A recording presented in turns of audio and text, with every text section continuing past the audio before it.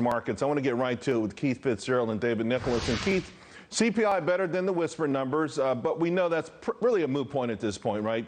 The current spike in prices means that this market, the inflation goes higher. How is this informing your thinking and actions on this market? Well, it's doing two things, Charles. Number one, I'm looking for quality names that are going to survive and grow despite inflation. But I'm also critically looking at companies that are operating in segments and businesses where they're growing at 3, 4, 5 times the rate of inflation, because that's how you're going to skin this cat. You know, when this comes down to it, the Fed lost the playbook a long time ago. They have no idea what they're going to do next. And the intelligent step for investors is to look for those great names in here, especially if you can get them at a discount. That's interesting. You're looking for companies that will survive. I mean, that sounds kind of scary. Hey, David, now, of course, you've been bearish throughout most of the downturn, but we do see little hints here that, you know, the market could really rocket higher. I mean, yesterday was an example. If we get some sort of resolution with that invasion, also feels like we're getting more dovish signals from the Fed. Where are you with respect to when you think the turn may come? Yeah, Charles, I hate to be your bearish guy, but you're right. I've been a little bit of a suspect to this market, but we're getting more optimistic, right? I love to see watching the S&P's been holding support in that 4,200 area, which is good. Also, days where the markets have been down, like today, a couple of days ago, the VIX has been dropping, also on low volume. So for us, we look at that as bullish signs. I mean, from a valuation story, S&P's trading at 19 times forward earnings, obviously a lot better than where we were a couple of months ago. So I think if there's any resolution when it comes to Ukraine and Russia, we think this market is going to rip higher. We're telling our clients and our investors you want to be allocated for that. But also, if you look under the surface, there are some sectors that are actually trading lower than what their 5-year forward PE earnings were. So if you look at like materials, healthcare, and industrials, we're looking at those sectors right now to put money to work because we see some really good value there. So I've been suspicious, but we're feeling a lot better given how the market's action has been over the last week or so. Yeah, and of course, you know, that's the difference, and that's why I'm glad you said that. The audience needs to understand that what the market does and means in one day could change completely, particularly as you get these big moves up or down. Let's talk about Amazon. Really a lot of news, right? The 20-for-1 stock split, the $10 billion buyback. I do want to remind our audience, however, this is a playbook from the old playbook, and the last time they did a split, the stock actually went down 90% over the next 2 years. And I also should point out that historically, though, stocks do significantly outperform after announcing stock splits, although not necessarily the case recently with Alphabet and Apple. Keith, I mean, is this a smart move in your mind or maybe a sign of desperation? To me, it's more the latter, because I think the company has shifted since Bezos got out of the driver's seat. I think they're taking a pitch book from Zuck's playbook.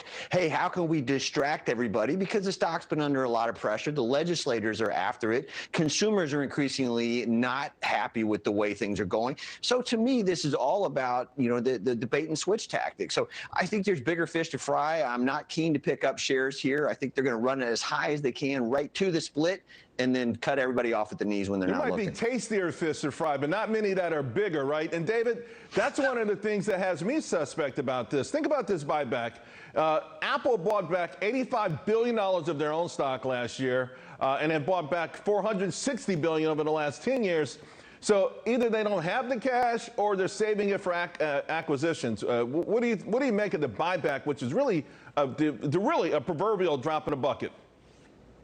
Yeah, Charles, I couldn't agree more with that. I mean, look, they've got the cash, right? And so I think if they believed fully in this growth story of Amazon's future, if they really were trying to tell investors we are very bullish on our future, I agree. I think this would be a much larger number. And like Keith said, I mean, this is still whether or not Amazon is a growth story or not. And I think the question is out there, right? We've seen this explosive growth. So I think you're right. Historically, stocks that have split have done well, right? Apple was up 34% when the S&P was up 26. Tesla was up over 80% of the time when the market was up 70. Nvidia beat the market. But I would say correlation does not equal causation. Just because the stock split doesn't necessarily mean that's what's driving growth. So for us, we are a hold on Amazon. We still own it. It's one of our largest positions. But I don't think we're going to see the robust growth just because of this split. Amazon still has to drive revenue and drive top line and bottom line. Yeah, our subscribers own it too, although this move didn't make me too happy. I got a minute to go. Let me squeeze this in with both of you guys. Long-term investors, here's the dilemma really, is trying to stay in these good names. We've already talked about it. You guys have mentioned it also, while mitigating the big drops. So from 2007 to 2021, large cap significantly outperformed the overall market, although it was only one of those years. in 2018, cash was the best performer. David, coming back to you, how do you thread this needle? Right? You know, again, holding these names when sometimes being in cash is the best thing, taking big hits may. You know, how do you get people to endure these periods? Yeah, that's right. It's hard, right? But I will tell you, buying the dip is not a one-day event. It's a mindset. So, Charles, we've been buying the dip on the way down. We're not telling our clients we're going to catch the bottom, but what we've been buying indexes on the way down, right. mainly NASDAQ, mainly Russell. We've been adding to beat up positions, like we added to NVIDIA today. We missed Tesla. I think we're going to add a little bit to Ford tomorrow. So I would tell investors, don't try to time the bottom, but make it a way of life, a state of mind. Buy on the way down. That's right. what we're doing. Hold some cash, some dry powder, and you'll be successful long term. All right, and of course, Keith just says, hey, I'm Keith Fitz-Gerald. Do what I tell you to do. I've earned it.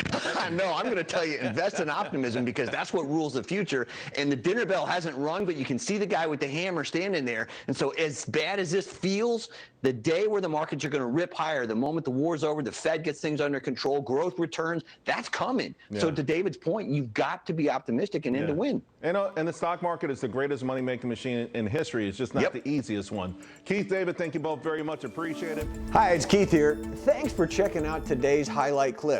What'd you think? Did I make sense? Is there something you'd like to add? Make sure you leave a comment down below, and of course, click subscribe to keep up right here on YouTube, or sign up for the email newsletter at the link below. You can also find me on Twitter and Instagram for my real-time thoughts on markets, analysis, and a whole lot more.